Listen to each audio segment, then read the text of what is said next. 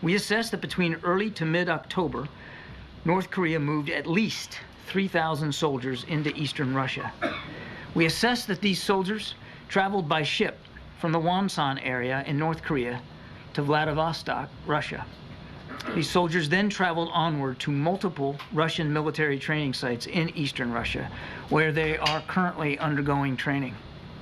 We do not yet know whether these soldiers will enter into combat alongside the Russian military, but this is certainly a highly concerning probability. After completing training, these soldiers could travel to western Russia and then engage in combat against the Ukrainian military. We have briefed the Ukrainian government on our understanding of this situation, and we're certainly consulting closely with other allies, partners, and countries in the region on the implications of such a dramatic move and on how we might respond. I expect to have more to share on all of that in the coming days. For the time being, we will continue to monitor this situation closely. But let's be clear.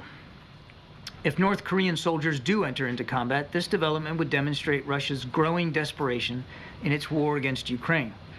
Russia is suffering extraordinary casualties on the battlefield every single day, but President Putin appears intent on continuing this war. If Russia is indeed forced to turn to North Korea for manpower, this would be a sign of weakness, not strength, on the part of the Kremlin. It would also demonstrate an unprecedented level of direct military cooperation between Russia and North Korea, with security implications in Europe as well as the Indo-Pacific.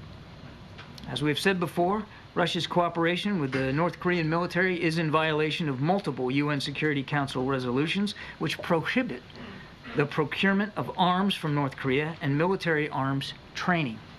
This move is likewise a violation. At President Biden's direction, the United States continues to surge security assistance to Ukraine. In just the past week, which I think you've seen, the United States has announced more than $800 million in security assistance to meet Ukraine's urgent battlefield needs.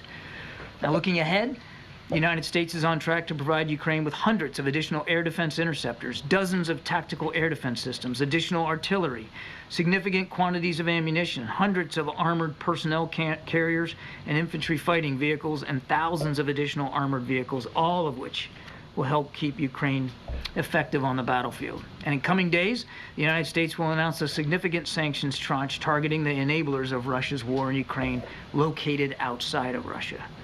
The Ukrainian military continues to fight bravely and effectively, and President Biden is determined to provide Ukraine with the support that it needs to prevail. To that end, the president announced today that of the $50 billion that the G7 committed to loan Ukraine back in June, the United States will provide a loan of $20 billion.